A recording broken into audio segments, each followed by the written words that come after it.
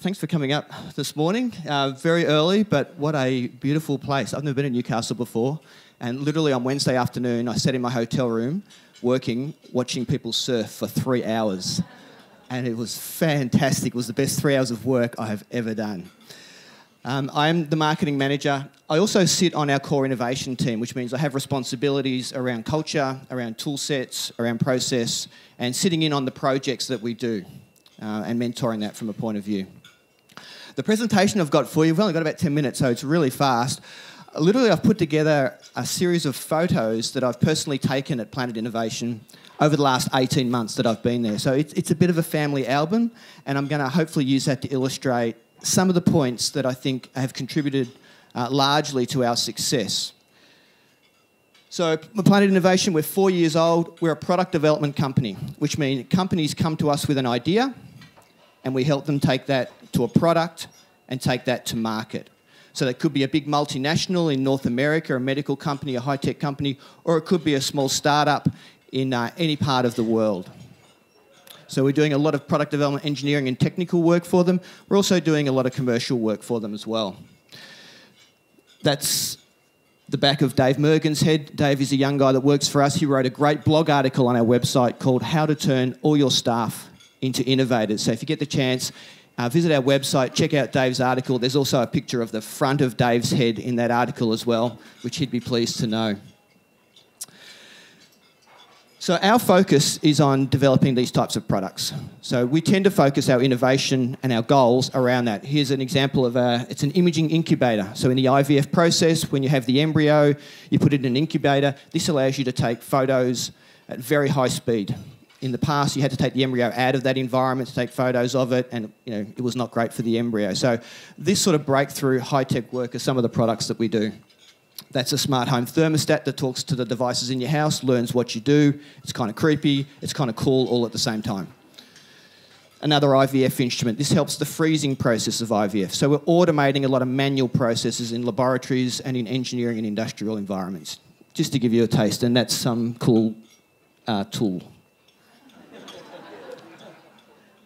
So, to do all of that, there's two main things we focus on: people and process. So we spend a lot of time trying to hire the right people. And for us, the right people have great skills. They're scientists, they're doctors, they've got PhDs, they're engineers, electronics, software, a great tool set. But the main thing we're after are people that think a certain way. That's Ben Druce, head of industrial design.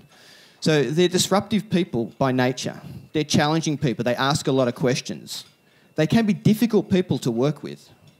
They're people that turn up in an interview and halfway through they go, you know what, I'd really like it if I only have to work 3 days a week because I'm working in a yacht in my backyard that's going to run on algae fuel and I'm so close to finishing this project, and we're just looking going, we so want you in our company.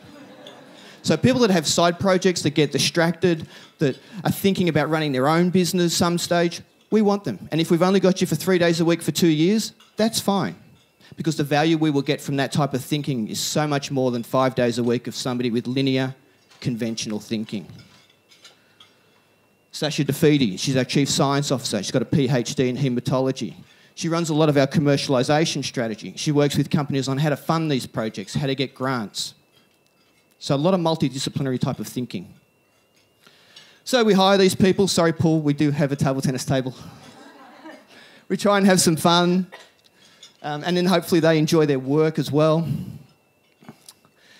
That's James Maraka. This guy's a 24-year-old electronics. I think we're the second job that he's had. We hired him. He was importing electronic parts from China, building up these kits, selling them off in packs. He had his own YouTube channel. He was running his little business. It's just so impressive for a kid that's 24 years old. We had to hire him. We didn't even have a job for him the day we hired him. But when you need to go find James Maraka, you can't. So we bring him in and we find something to do. I remember 2 weeks after James started, I've walked into the managing director's office and James is down on one knee and he's got this piece of kit out. It's some sort of contraption that was working. Stuart Elliott, our managing director, had wheeled his chair over and he was leaning over and these two were poking and prodding and pushing. And straight away, to me, that was the image of our culture. It wasn't slogans on walls or beanbags on the floor. It was leaders modelling behaviour. sent a very powerful message to James and to everybody else that you have the freedom to experiment, to play, to fail. It's a safe environment to do that. This was the first photo that I took at Planet Innovation. I hadn't even started. I get a phone call from Stuart who says, Rog, I know you're starting in 2 weeks' time, but why don't you come in tonight? Some of the team are hanging back. We've got a Eureka Club session. So the Eureka Club is an internal initiative we have where staff put forward their own ideas for businesses, for technologies, for service improvements. They get peer review, and those that survive the peer review get put forward to management, and then we support it with finances and resources to help them take that idea forward. And so I walk into this room and it's full of senior people, junior people, and they're working on how to harvest energy from a spinning wheel of a bicycle so that they can power lights, cameras, GPS tracking, a whole range of these technologies. It was phenomenal, all on their own time. Once again, the modelling of behaviour to send the message of what the culture is. This guy on the top right-hand side, Michael Joffe, put forward an idea to the Eureka Club around smart energy meters that talk to your smart meter and then go to the internet and zap down the cheapest energy plan and automatically put you on that. We turned it into a product, we turned it into a business. He's now running a spin-off enterprise as the general manager of that. So, we have the right people, and now I'll quickly go through the right sort of processes. For us, it starts with principles. A couple of overriding principles, and I'll go really quickly through them. Start with the end in mind. So set your goals. You need to have innovation goals that you're working towards. We like to turn things into problems. Whatever we're trying to improve, it's a problem. From that problem, we then break that problem into a series of small problems. So if it's a product we're developing, there's going to be a number of major things we have to do. And then we prioritise those problems from the toughest problem to the simplest problem. So you might have 15. Now, most people want to start here. As a consulting company, you want to start here because you can get your people working, you can earn revenue, you can show progress. It's fantastic. The client wants to start here because they want to see the product developing. They want to see things moving. Yeah? So you get halfway along and you think you're 50% complete.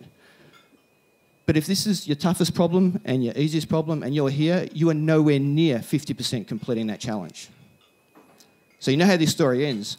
You spend 3 years and $30 million trying to develop a product. You complete 14 of the 15 problems. And if you can't solve this 15th problem, you have nothing. You have no product, you have no business, and it fails. And that's why so many products and businesses fail in our industry. You always start with the toughest problem. Which means for 6 months, you have very little to show for some of the work that you've done. So with the IVF instrument, we had to be able to hold an embryo in place and change nutrients and fluidics across that embryo. If we can't do that, we have nothing. So we spent 6 months doing that, and the client was frustrated. They wanted to see a box and colourful things and so forth. But as soon as we did that, the rest fell into place. Assume nothing. Talk to users, watch what they do, watch what they don't do.